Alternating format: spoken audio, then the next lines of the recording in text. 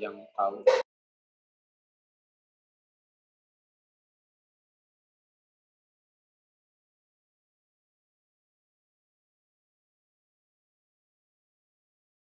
Jam berapa nih, Kak?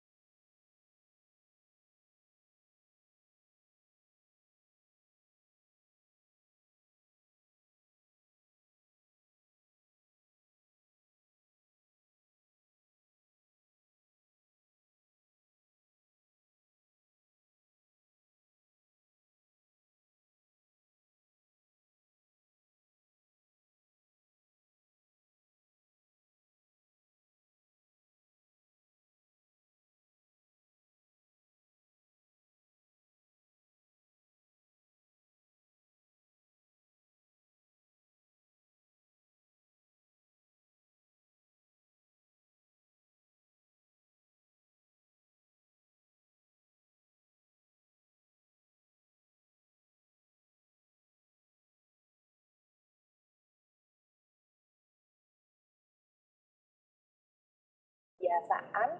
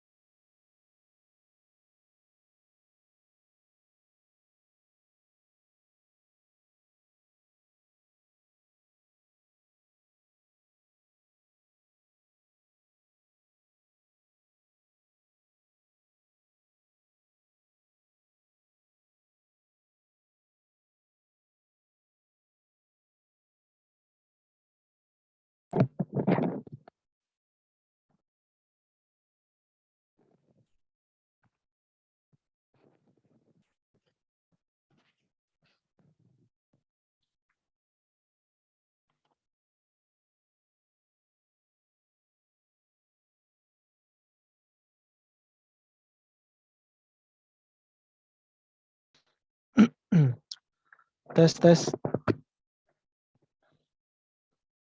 Halo, halo. Suara jelas? Jelas. Jelas, Pak.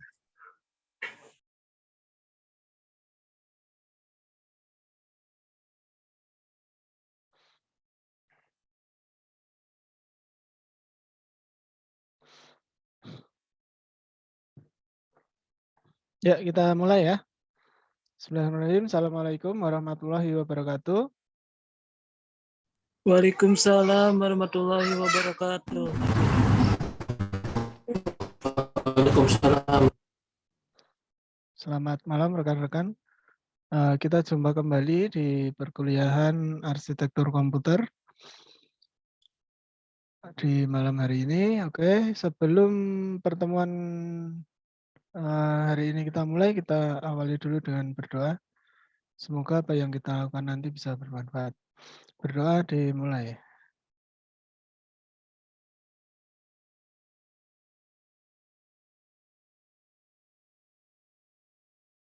Cukup?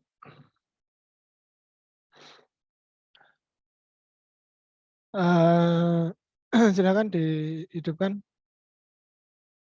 videonya.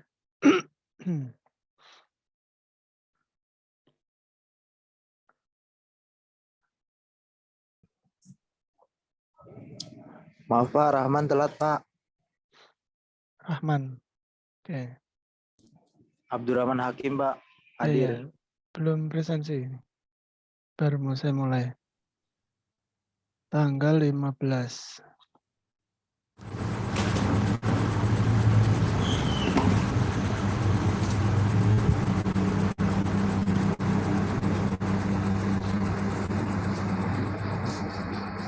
Mic-nya siapa ini yang nyala? Udah mati.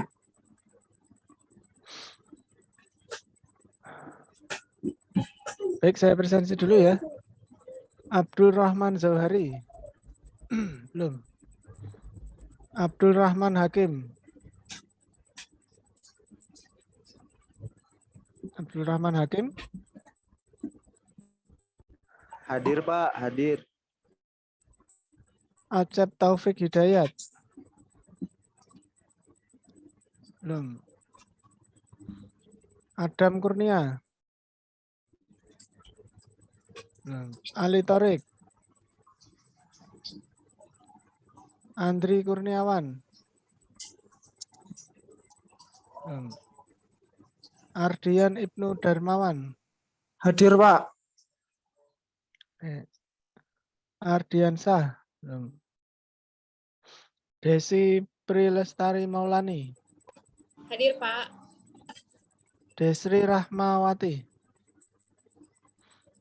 Edi Rasidi.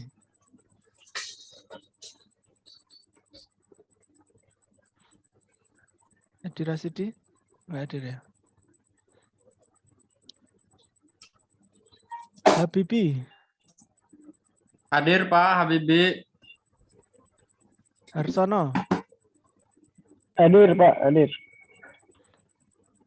Hedi Hermansah.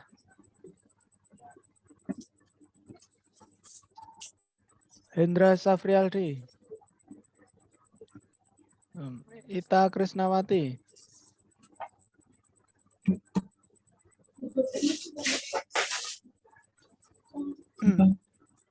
Ita? Belum. Joni Kardiman. Izin Pak, baru dari rumah sakit. Oh. Istrinya sakit. Oh ya. Oke.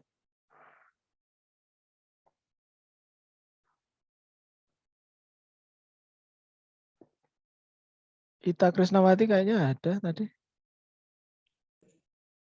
Hadir, Kak Pak. Joni. Oh, Kak ada. Joni. Oke, Joni Kardiman izin ya. Ya. Kanedi. Kholis Taufik Kurrahman. Ainul Yakin. Muhammad Aldi. Muhammad Fahri. Hadir Pak, hadir. Muhammad Wisnu. Hadir. Muhammad Yusril. Nurdin. Hadir Pak. Ponsianus Prayogo. Hadir, Pak. Rafael Pranata. Rafael hadir, Pak. Raffi Atun Nasikah. Hadir, Pak. Saiful Hadir. Ridwan. Saiful Ridwan? Belum. Samsul Ma'arif.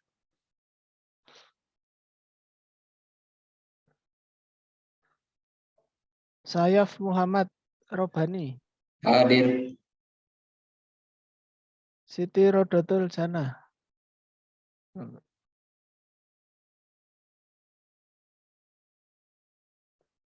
Yunisara. Hadir, Pak. Zaidal Saputra. Belum. Ali Usman. Belum. Hanifah Husnun Mawarti. Hanifah? Belum. Alfonsus Mufid Triyono. Hadir, Pak. Ilham Hamdi. Ilham Hamdi belum. Irwan Mustajab. Belum. Muhammad Rifki Firdaus. Belum.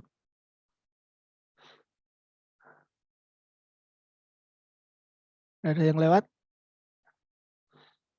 Saya, Pak. Edi Rasidi. Edi Rasidi.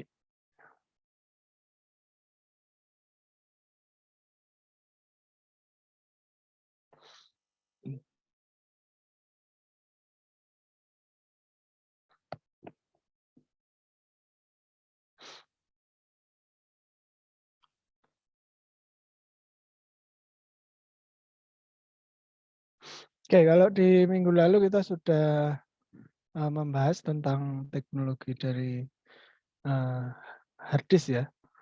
Hard disk yang digunakan untuk server biasanya. Ada berbagai macam RAID untuk mengamankan data. Nah, hari ini kita akan membahas tentang NAS dan SAN. Kemudian nanti akan kita lanjutkan dengan sistem operasi. NAS dan SAN itu, NAS itu adalah network storage, kemudian SAN itu adalah storage area network. Jadi mirip ya, semuanya masih berbasis penyimpanan data atau storage. Kalau apa itu? RAID itu lebih ke sisi teknologi dari hardware hard disk-nya. Kemudian kalau NAS dan SAN itu biasanya ada aplikasi khususnya untuk biar kita bisa menggunakan resource dari storage itu secara bersama-sama. Jadi bisa untuk digunakan sebagai sharing resource.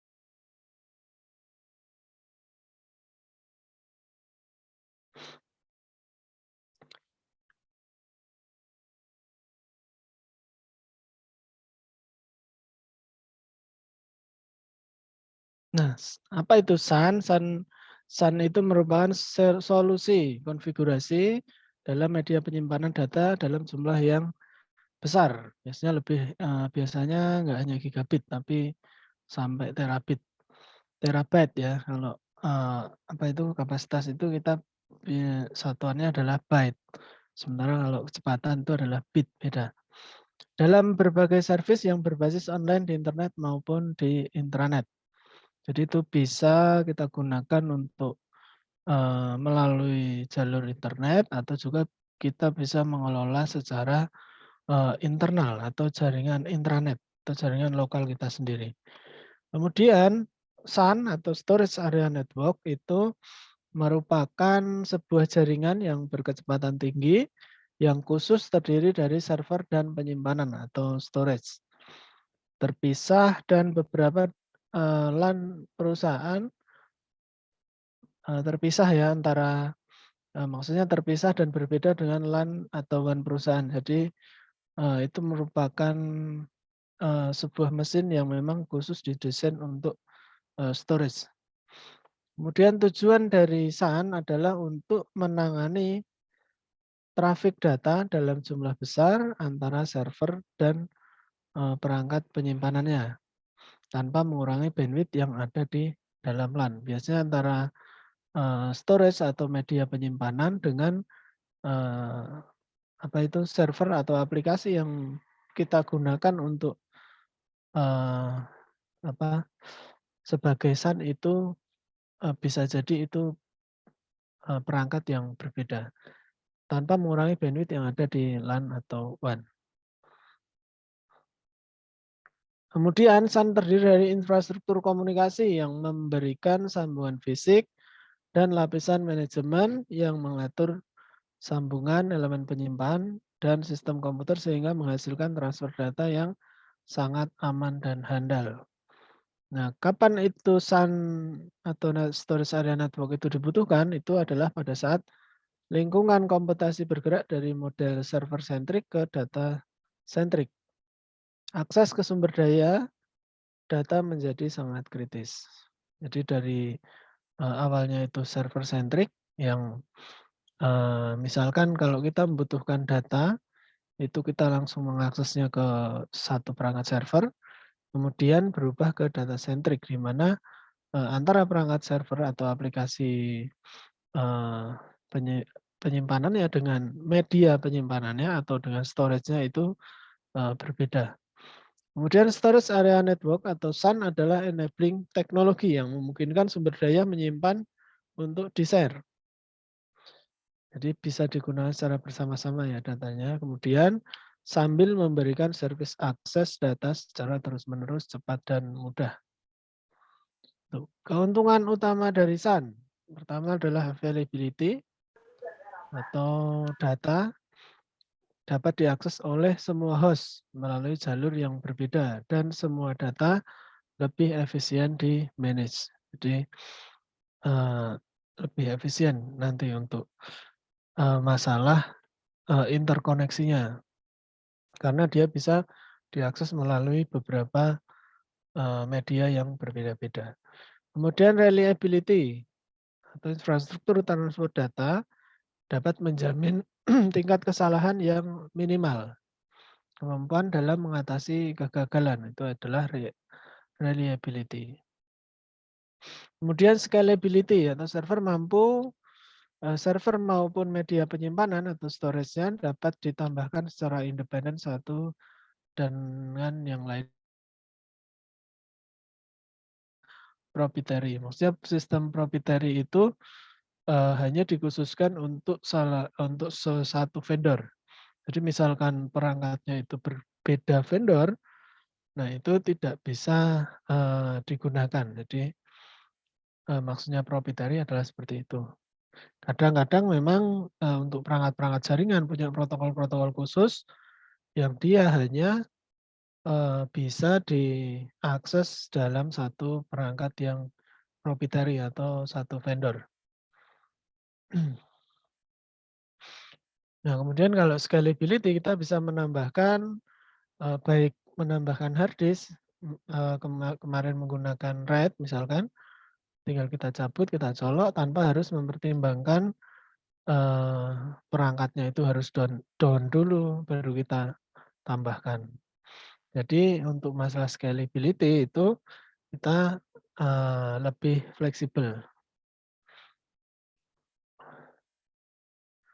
Kemudian performanya itu kalau SAN itu dia bisa menggunakan port fiber channel atau port ini ya, port fiber ya. Jadi kecepatannya itu menjadi lebih besar tergantung dari media koneksinya.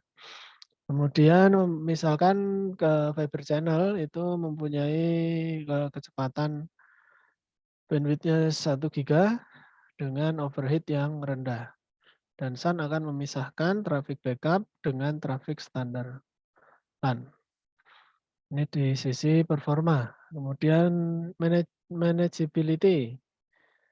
Berkembangnya perangkat lunak dan standar baik untuk fiber channel atau FCAL maupun fiber channel fabric memungkinkan manajemen dilakukan secara terpusat dan koreksi dan deteksi kesalahan yang proaktif. Kemudian return of information management. Redundansi dan kemampuan manajemen penyimpanan secara independen. SAN pada akhirnya memungkinkan biaya kepemilikan yang rendah pada saat yang sama menaikkan return of information management dibandingkan metode penyimpanan yang tradisional. Jadi kalau untuk mungkin biayanya kalau kita berbicara masalah biaya operasional ya, operasional awal dari sistem SAN ini cukup besar karena kita harus menyiapkan server yang digunakan untuk untuk aplikasinya, kemudian ada server khusus yang digunakan untuk storage-nya. Jadi ada 2 hal yang perlu dipertimbangkan. Tetapi pada akhirnya kita mendapatkan berbagai macam keuntungan ya atau keunggulan ya terkait dengan performa, kemudian security, kemudian jumlah data yang bisa disimpan dalam jumlah yang besar. Kita nggak perlu lagi memikirkan misalkan nanti akan kekurangan kapasitas dan lain-lain. Nah, apakah yang mendorong pasar untuk storage area network? Yang pertama adalah backup capacity, semakin tingginya kebutuhan akan penyimpanan data dan kebutuhan akan 100% accessibility oleh perangkat aplikasi menyebabkan kesulitan skasi backup melalui LAN. Kemudian capacity growth, baik IDC maupun Gartner Group mengestimasi bahwa pertumbuhan data setiap tahun itu melebihi 88%. Untuk memberikan gambaran sebuah perusahaan dengan 750 giga pada tahun 2000 akan membutuhkan 5 terabyte pada tahun 2003. Jadi ini adalah prediksi dari Gartner ya atau dari IDC itu bahwa pertumbuhan data di setiap tahun itu hampir 100% ya atau melebihi 88%. Jadi peningkatan misalkan di tahun ini kita membutuhkan kapasitas 1 tera, mungkin di akhir tahun berikutnya di 2022 itu menurut prediksi kita bisa membutuhkan 2 tera gitu. Karena hampir dari 2 kali lipat.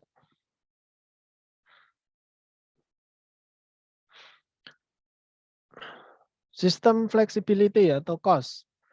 SAN adalah jaringan storage centric yang memberikan kemudahan scalability, memungkinkan server dan media penyimpan ditambahkan secara independen satu sama lain. Perangkat lainnya seperti disk array maupun ini ya RAID ya kemarin, maupun perangkat backup dapat ditambahkan ke SAN tanpa mengganggu server maupun jaringan ya tadi ya. Fleksibilitas ya. Jadi kita mau nambahin hard disk atau misalkan ada terjadi kerusakan, kita tidak perlu mematikan sistem, tapi operasional sistem itu tetap bisa berjalan. Jadi kita tinggal langsung menambahkan perangkat baru. Kemudian availability atau performa, penggunaan protokol transmisi untuk media penyimpanan termasuk SCSI, memungkinkan untuk mentransfer data dalam jumlah besar dengan overhead dan latensi yang kecil. Nah, itu keuntungan-keuntungan dari SAN. Nah ini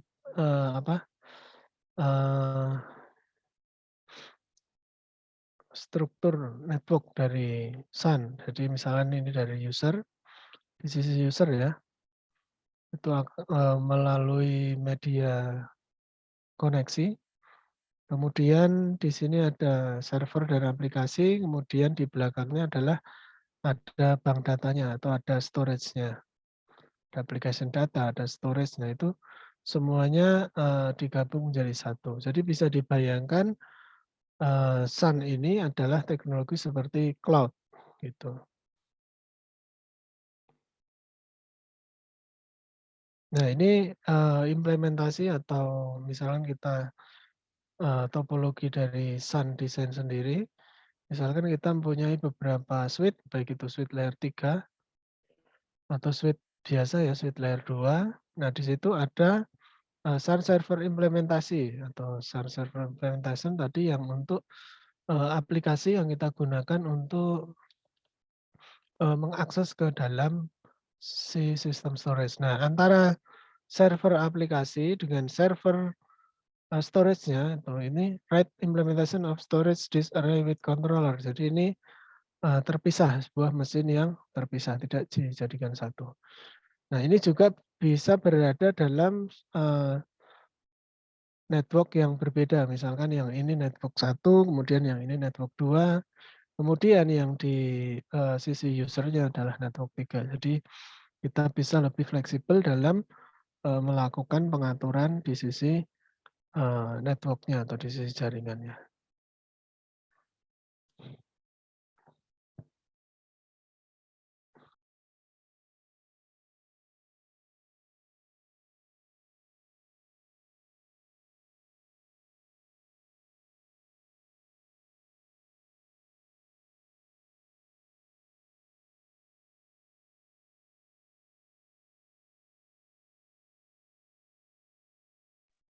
Nah, kemudian kita lanjutkan dengan NAS atau Network Attached Storage.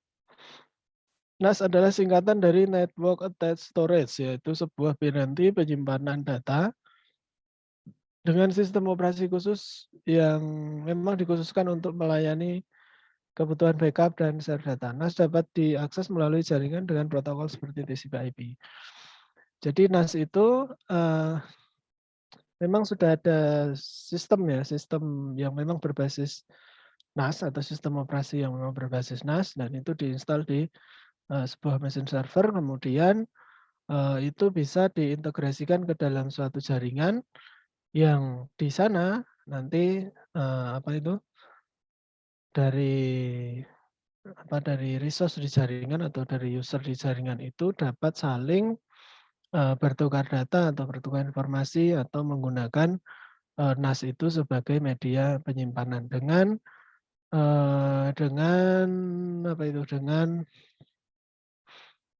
tingkat akses level yang berbeda-beda. Jadi kita bisa melakukan setting atau konfigurasi tiap akses levelnya. Kemudian NAS ini dilengkapi dengan tempat penyimpanan berupa hard disk, memiliki perangkat lunak sendiri untuk pengelolaan, dan bertugas untuk menyimpan atau backup serta men-share file dalam sebuah jaringan. Kemudian backup data pada NAS itu sangat mudah karena NAS memiliki fleksibilitas dalam sistem penyimpanan dari RAID 0 sampai RAID 10 sehingga data Anda menjadi lebih aman. Jadi NAS itu adalah sistemnya ya. Kemudian kalau teknologi dari hard disk-nya atau hardware-nya itu bisa saja kita menambahkan metode menggunakan metode RAID, baik dari RAID 0 yang kemarin itu untuk stripping, kemudian hingga RAID 1.0 itu untuk mirror dan stripping. Kemudian keuntungan NAS yang utama adalah kemudahannya. Perangkat ini hanya perlu dihubungkan dengan server melalui jaringan Ethernet dan yang sudah ada sebelumnya. Hal ini berarti bahwa pengguna tidak perlu mematikan server apabila ada penambahan kapasitas. Nah itu hampir sama ya kalau masalah hot swap-nya. Hot swap itu adalah kita mengganti atau menambah kapasitas tanpa perlu mematikan server. Nah itu juga bisa dikelola dengan baik menggunakan dari sistem NAS. NAS bisa diakses oleh komputer lain yang berbasis Windows, Unix, Linux, atau Mac. Jadi dia multi platform ya. Jadi misalnya kita membuat sebuah sistem NAS, server NAS, nah itu dia bisa diakses oleh berbagai macam platform, baik itu Windows, Unix, Linux, ataupun Mac.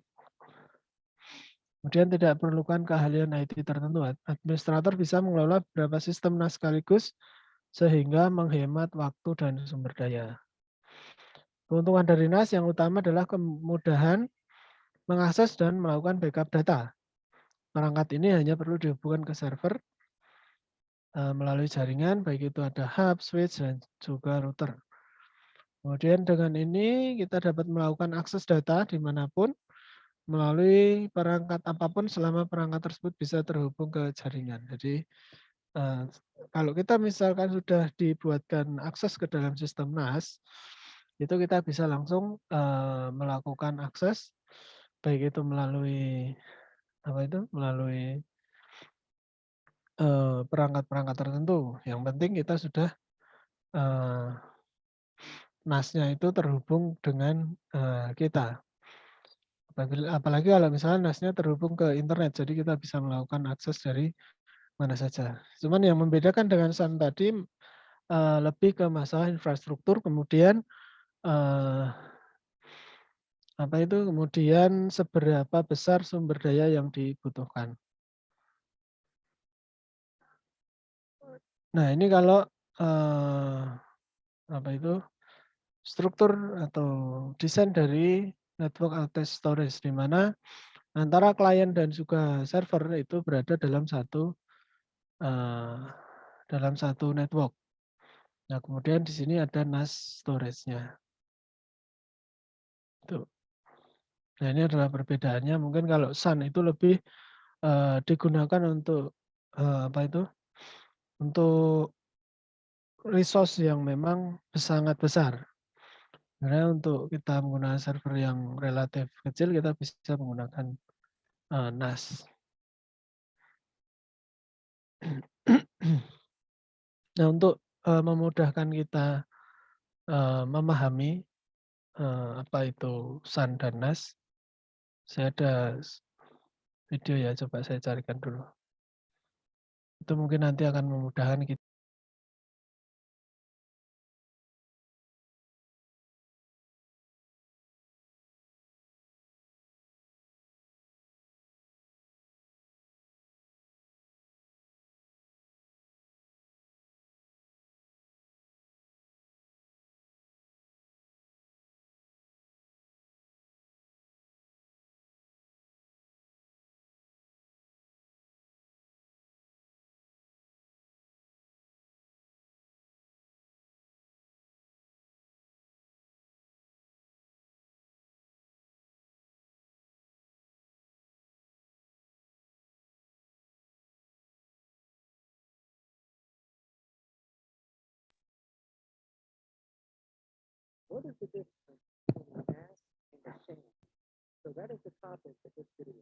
Kedengeran nggak ya?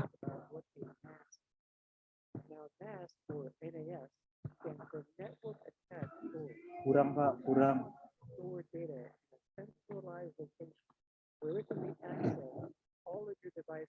Your network. You can do this. Network attached storage device. A NAS is a storage device that is used for storing data, and it doesn't do anything else besides storing data. Now, typically a NAS is a box that'll have multiple hard drives in a RAID configuration for redundancy. And it'll also have a network interface card that'll directly attach to a switch or router so that the data can be accessed over a network. Then once it's on the network, it can be accessed from other devices, such as desktops, laptops, and servers, and it can be accessed as a shared drive. Now, NASs are typically used in homes, and they are also used in small to medium-sized businesses. But one of the main disadvantages with a NAS is that it has a single point of failure. So as an example, let's say if a component fails, such as if the power supply fails on the NAS, then all of the other devices will not be able to access its data. Now, a SAN or storage area network is a special high-speed network that stores and provides access to large amounts of data. So basically, it's a dedicated network that's used for data storage. And this network consists of multiple disk arrays, switches, and servers. And because it has more than one of these devices, a SAN is fault tolerant. And the data is also shared among several disk arrays. So if a switch or a disk array or if a server goes down, the data can still be accessed. And when a server accesses the data on a SAN, it accesses the data as if it was a local hard drive, because that's how operating systems recognize a SAN. It's recognized as a local attached hard drive rather than a shared network drive like in a NAS. And SANs are also highly scalable because adding more storage space can easily be done without an interruption on the network. So as stated before, a SAN is a high-speed network. And that's because in a SAN, all the devices are interconnected, meaning that all of the devices are connected to each other, and they are interconnected using fiber channel, which is a standard for SANs. Fiber channel is fiber optics, and it has speeds between 2 gigabits per second all the way up to 128 gigabits per second. So fiber channel is extremely fast, and it's also very expensive. And most SANs today use fiber channel. But also as an alternative to fiber channel, some SANs use iSCSI instead, which is a cheaper alternative to fiber channel, but it's also not as fast as fiber channel. Now, one of the main reasons for using a SAN is because SANs are not affected by network traffic, such as bottlenecks that can happen in a local area network. And this is because SANs aren't really a part of a local area network. SANs are partitioned off. It's basically a network all by itself. And other reasons for SANs, as I mentioned before, SANs are highly scalable and they are also very redundant. And also, as you might have guessed, SANs are not cheap. They come at a very high cost, which is why they are mainly used by large companies and large organizations.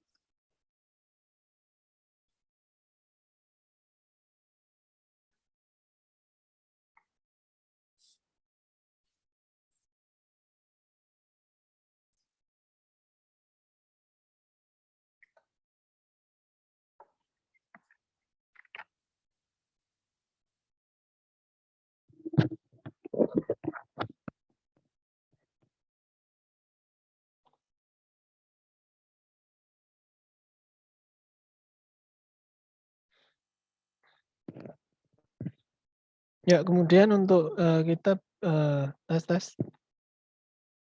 Suara jelas? Kayak kecil ya? Jelas, Pak. Oh, jelas. Oke. Jadi tadi adalah lebih ke sisi teknologi hardware-nya ya. Jadi kalau untuk biar kita lebih memahami, ada SAN, ada NAS, kemudian ada cloud. Nah, kalau cloud itu lebih ke sisi tingkat apa itu? Lebih ke sisi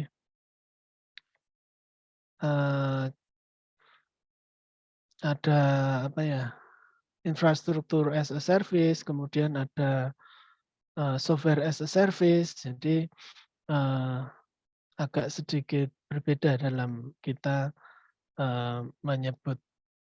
Dari bisa saja SAN itu juga masuk ke dalam kategori infrastruktur as a service. Jadi infrastruktur yang digunakan untuk service dari sisi cloud kan. Tapi kalau cloud itu lebih ke sisi high availability-nya ya. Tapi hampir sama dengan model yang tadi dijelaskan. Coba kita lihat, kemarin saya juga sudah lihat untuk cloud.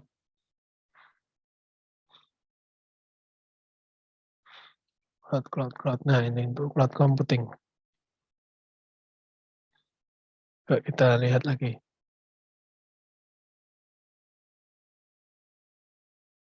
what is the topic of this video?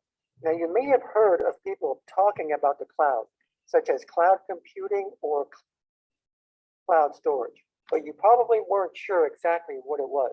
Well, the term cloud computing refers to data and applications being stored and run on the cloud rather than being stored and run on your local computer or on any equipment that you own.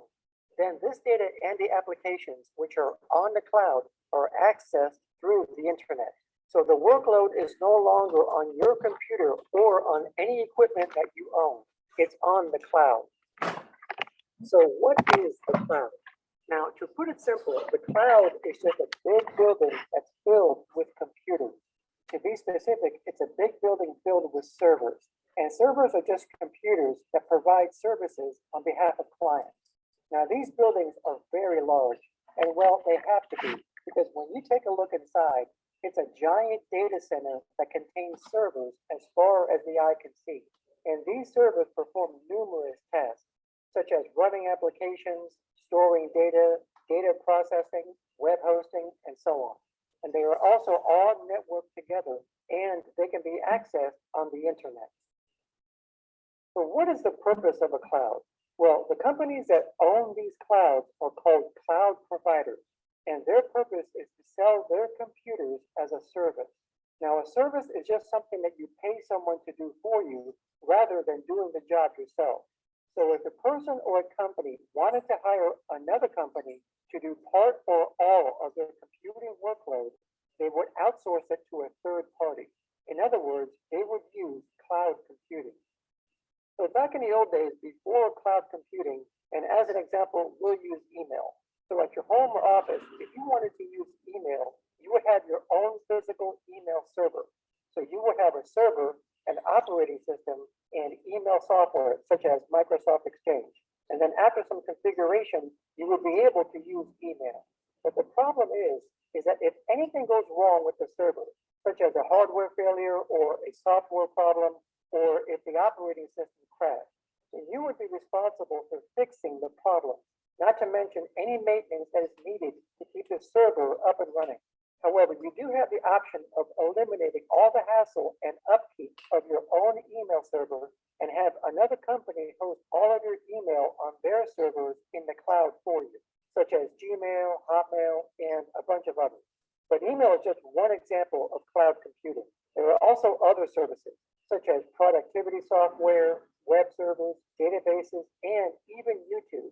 So yes, you as an individual can use YouTube as a cloud.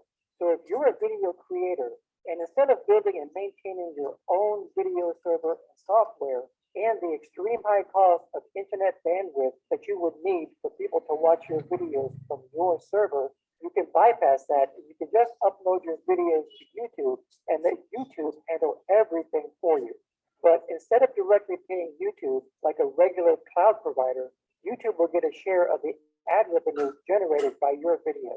So another question is, why would an individual or a company use cloud computing? Well, as I just mentioned, a major reason is cost. With cloud computing, a person or a company eliminates a lot of the expense of buying their own hardware and software, along with the building, maintenance, and electricity it takes to run their own data center. So it would be more cost efficient to use a cloud instead. And another reason is reliability, because when you hire a cloud, the cloud provider is responsible for all of the data backup and disaster recovery. And if one of its data centers goes down, they will also have several redundant sites as a backup, which will ensure that there is no downtime. And another reason is scalability. Cloud providers will offer a pay-as-you-go method, where you can pay for only what you need. So whether you need to rent a few computers or a lot, it doesn't matter. So if you only want to rent a small amount of computers to start out, you can do that. But as your business expands, you have the option of instantly renting more computers to suit your needs. And if you don't need to rent as many computers, you can instantly scale back to renting only a few. So who are the cloud providers today?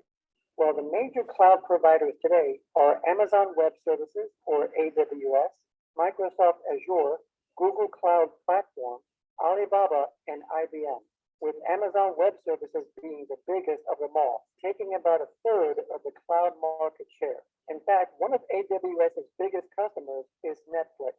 Netflix uses Amazon Web Services for nearly all of its computer and storage needs, including databases, analytics, video transcoding, and so on. So instead of building its own data center and spending hundreds of millions of dollars on hosting its own data, Netflix chose to outsource it to a cloud provider, which is Amazon. So a major advantage that Netflix has of using a cloud is that they don't have to worry about downtime, security, data backup, or the high cost of building and maintaining their own data center. They can just pay Amazon to do it for them.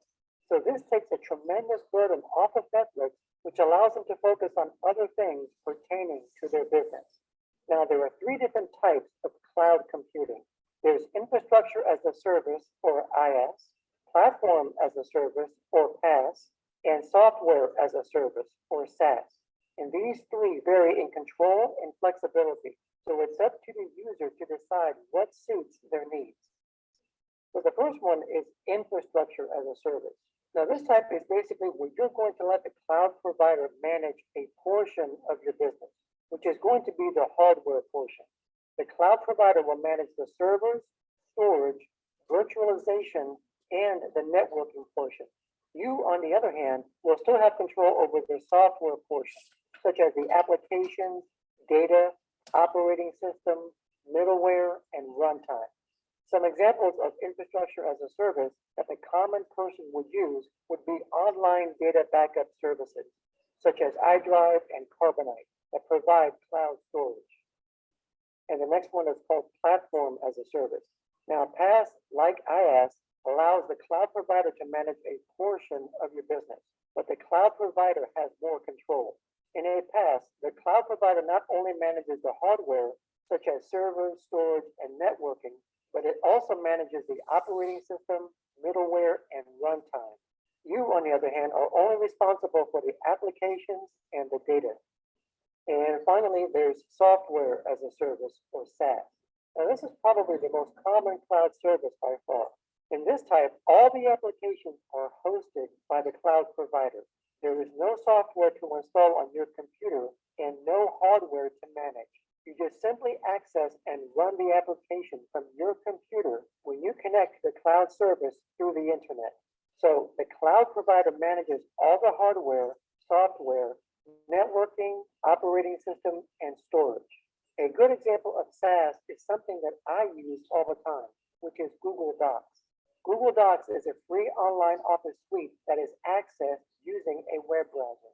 There is no additional software that needs to be installed on your computer to use Google Docs. Everything is accessed and managed from your web browser. So this concludes the video on cloud computing. Please subscribe and thank you for watching.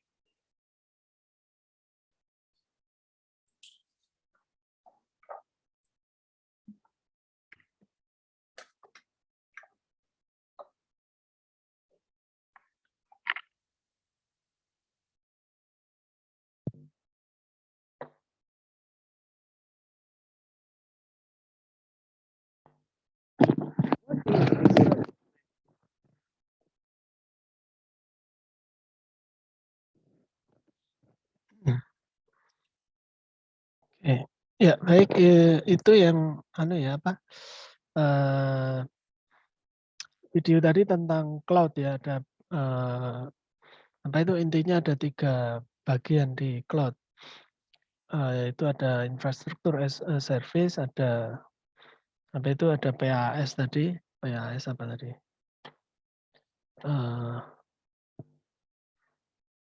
Kemudian yang terakhir ada ada software as a service. Jadi ketiganya itu lebih ditekankan ke masalah tingkat pengelolaannya ya. Kalau di tadi infrastruktur as a service adalah si user itu mengelola semua informasi baik mulai dari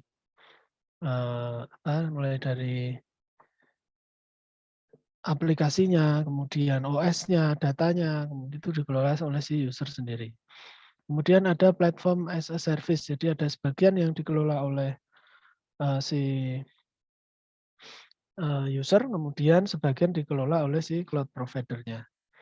Kemudian yang satunya tadi ada software as a service, jadi semuanya itu dikelola oleh cloud provider. Mungkin kita banyak menggunakan yang SAS ya atau software as a service. Jadi semuanya sudah dikelola oleh si cloud provider. Contohnya tadi ada Google Docs. Jadi kita nggak perlu menyimpan datanya nggak tersimpan di komputer kita. Semuanya adalah sudah dikelola oleh cloud. Bahkan mulai dari edit dokumen dan lain-lain dikelola oleh si cloud. Jadi kalau cloud itu lebih ke sisi servisnya ya, servisnya. Sementara kalau NAS atau SAN tadi lebih ke sisi teknologi dari si hardware-nya gitu.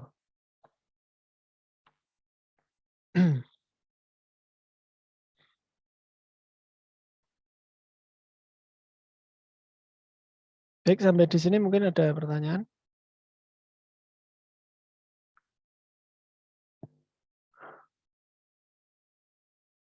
Oke, kita break dulu ya.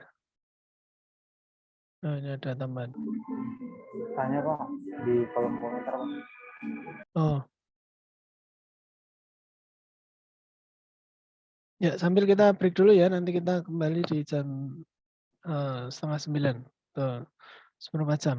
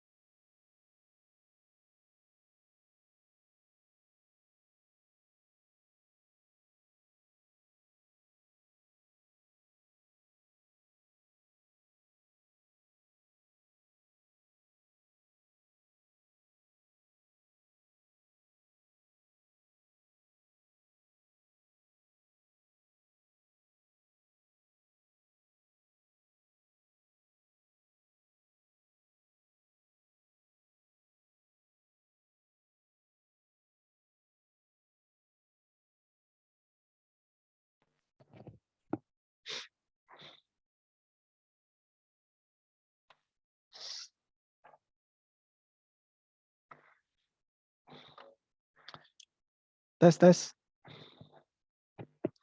Baik, Masuk, kita Pak. lanjutkan ya. Oke, ini ada beberapa pertanyaan nih, kayaknya.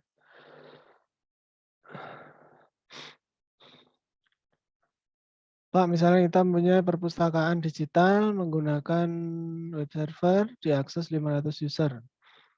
Pertanyaannya kalau yang akses banyak gitu hardware yang bekerja keras itu apa?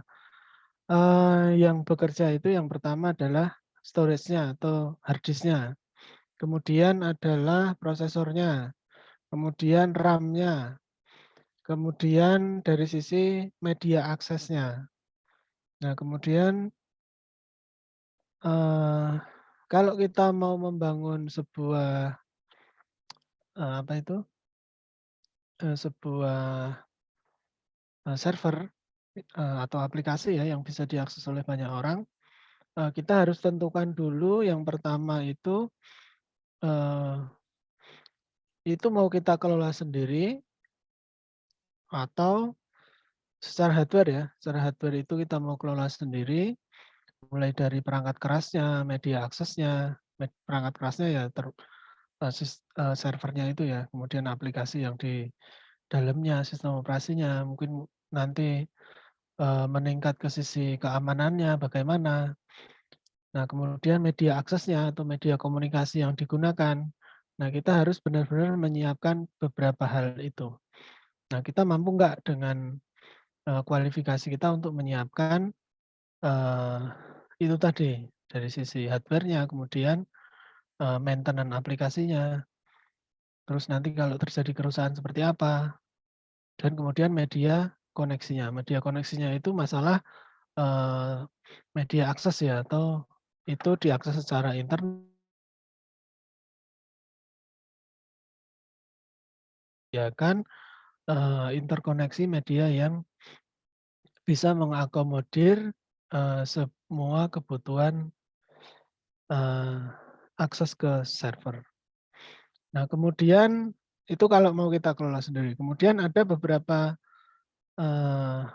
metode tadi ya yang ada di cloud tadi. Contohnya misalkan ada infrastruktur as a service, kemudian ada platform as a service, kemudian ada software as a service.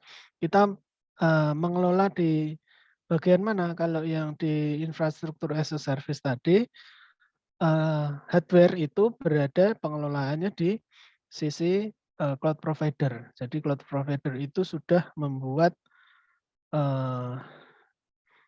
banyak hardware ya yang dijadikan satu cloud untuk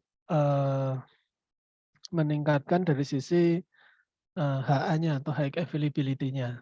Jadi kita nggak perlu khawatir dalam pengelolaan masalah hardware. Jelas itu dari sisi hardware aman. Nah, kita tinggal apa kalau yang di infrastruktur, kita tinggal mengelola dari sisi aplikasinya, kemudian sistem operasinya, datanya kita kelola. Nah, kita tinggal request saja, kita membutuhkan kapasitas berapa untuk hard disk-nya, kemudian RAM-nya berapa. Hanya perbedaannya adalah masalah pengelolaan dari sisi hardware.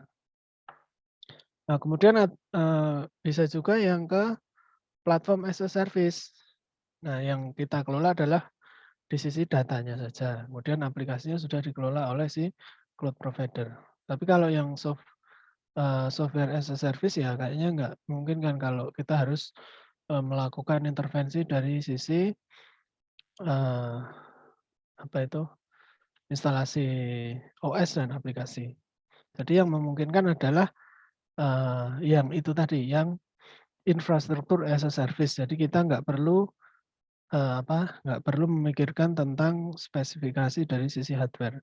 Kalau kurang, misalkan tingkat aksesnya tinggi dari sisi RAM atau prosesornya itu tidak mencukupi, tinggal kita request, oh ada penambahan prosesor, kemudian penambahan RAM. Tuh. Kemudian tool simulasi benchmarking untuk membuat server. Selama ini saya belum pernah tahu kalau ada tool yang bisa digunakan. Kemudian ini sama kayak RDP enggak Pak? Oke, RDP. RDP itu kalau nggak salah adalah remote desktop ya. Jadi kalau apa itu? Kalau RDP itu mungkin lebih mirip dengan layanan VPS atau Virtual Private Server. Jadi kita menginstalasi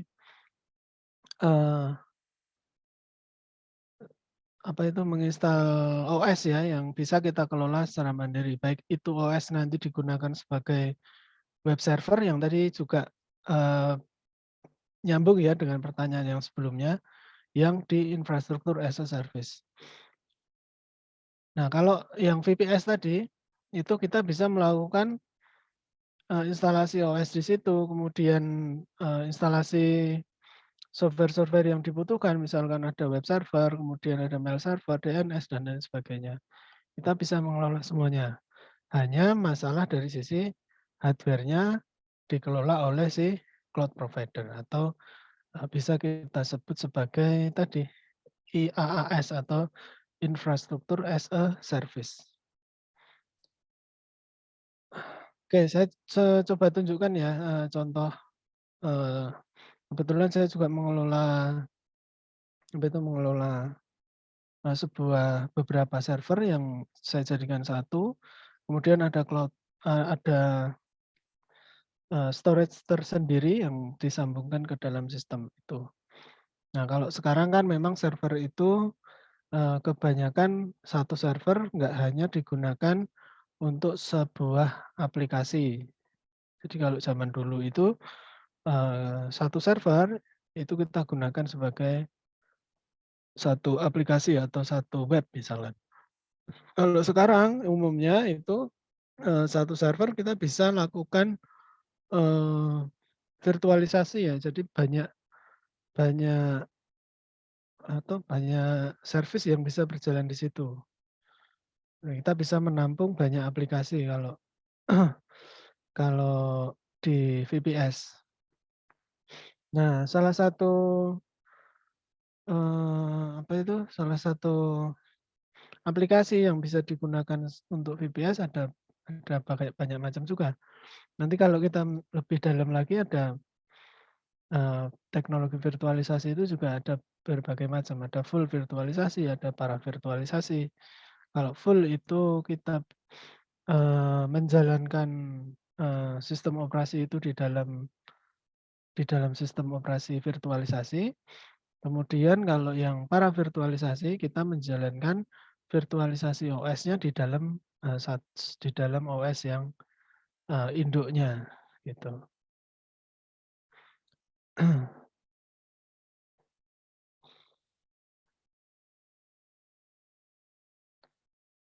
Apakah ini sistem virtual ini juga bisa disebut sebagai infrastruktur as a service? Ya bisa aja. Kalau cloud itu biasanya memang dari desain infrastrukturnya lebih mirip ke SAN tadi atau Storage Area Network tadi. Jadi banyak server yang digabung menjadi satu. Jadi antara RAM, kemudian antar prosesor itu bisa saling sharing resource-nya. Misalkan kita punya satu server dengan core-nya itu misalkan 8 core. Kalau kita mempunyai 10 server, berarti kita bisa mempunyai server 80 core gitu. Gampangannya seperti itu. Jadi digabung jadi satu. Nah, kalau VPS itu bisa saja dijalankan di dalam sebuah sistem berbasis cloud tadi, atau juga bisa dijalankan misalkan kita hanya mempunyai satu server dengan tadi contohnya misalnya 8 core ya. 8 core. Kemudian di dalam di dalam server itu kita bisa instalasi server virtualisasi ya. Contohnya VMware vSphere ya.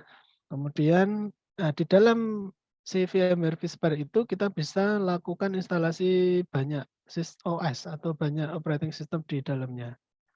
Nah, tergantung dari kebutuhan si masing-masing aplikasinya tadi. Jadi misalkan karena kan kebutuhan dari masing-masing aplikasi tentu antara satu dengan yang lain akan berbeda ya tingkat kebutuhan resource-nya. Misalkan server A itu hanya membutuhkan 2 core misalkan dengan RAM 2 GB. Nah, server B bisa jadi membutuhkan resource yang lebih besar gitu. Nah, ini adalah contohnya misalnya ini dalam satu cloud system ya. Itu kita install sebuah server virtual. Nah, kemudian di sini di dalam server virtualnya ini atau VMware-nya ini itu kita bisa instalasi banyak aplikasi atau kok banyak aplikasi. Banyak sistem lagi di dalamnya. Nah, ini ada NAS, kemudian ada apa itu? Ya ini untuk untuk kebutuhan aplikasi lah. Kemudian ada sistem apalagi, ada cloud, ada di sini ada RPKI validator, backup NAS, web, macam-macam lah, SmokePing, WebSend dan lain-lain. Nah, kita bisa install OS di dalam OS lah kalau gampangannya. Nah, ini di sistem ini juga diintegrasikan dengan storage khusus. Jadi ada storage yang memang storage itu difungsikan untuk menyimpan data ya. Nah, kita hubungkan ke dalam storage. Di sini ada storage-nya. Nah, di storage adapter. Di storage ya. Nah, sini ada dia dihubungkan ke dalam berbagai macam storage. Ada 1 tera. Ini 1 tera ya, 1 tera. Kemudian dihubungkan juga ke storage yang kapasitasnya 8 tera, kemudian ini 4 tera ya.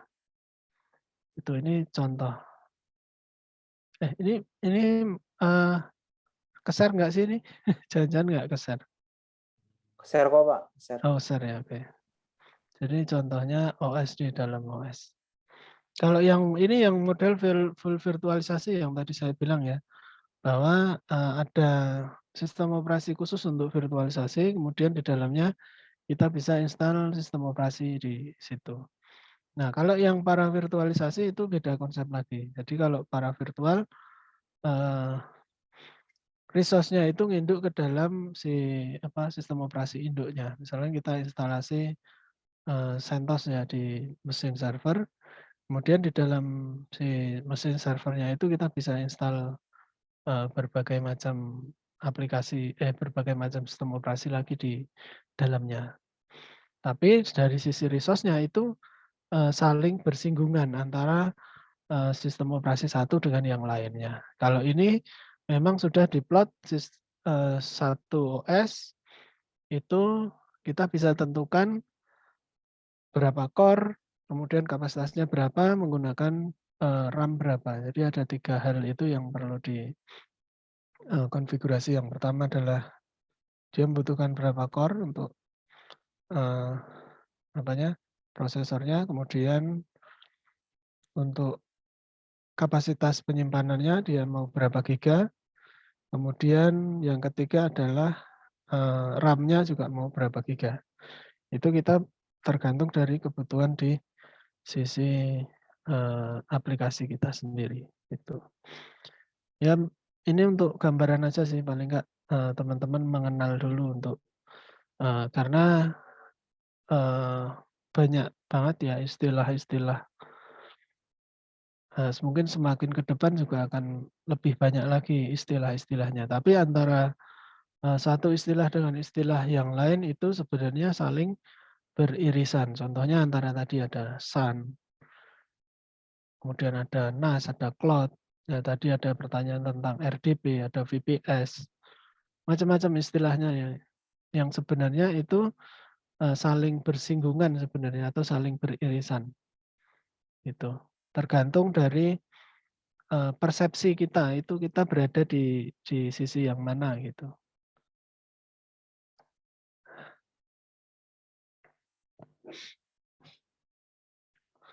Baik, mungkin itu cukup menjawab enggak ya? Atau mungkin perlu ada yang didiskusikan? Dari Cukup, pertanyaan dari mana ya, Mas Abdul Rahman sama Mas Rafael ya. Mudah-mudahan sedikit membantu menjawab ya. Kasih Pak.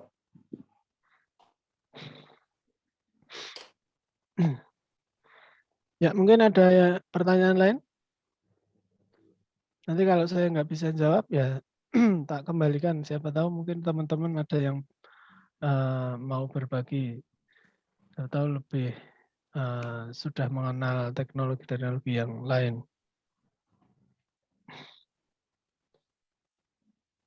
Oke, kalau nggak ada pertanyaan mungkin saya cukupkan ya untuk, oh ya ini ada tambahan yang belum presensi, Mas Joni. Joni Kardiman ya, mana? Mohon maaf Pak, saya Pak atas nama Acep sudah presensi atau belum? Acep Taufik ya? Oh belum. Iya. Ya. Ada yang lain, Mas Acep sama Mas Joni ya, belum ya? Mas Ardian. Ardian Ibnu. Oke. Terima kasih Pak. Ya, sama-sama. Baik, rekan-rekan, saya cukupkan sekian.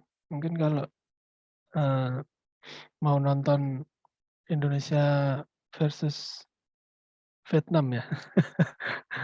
Ini udah mulai kayaknya ya. Selamat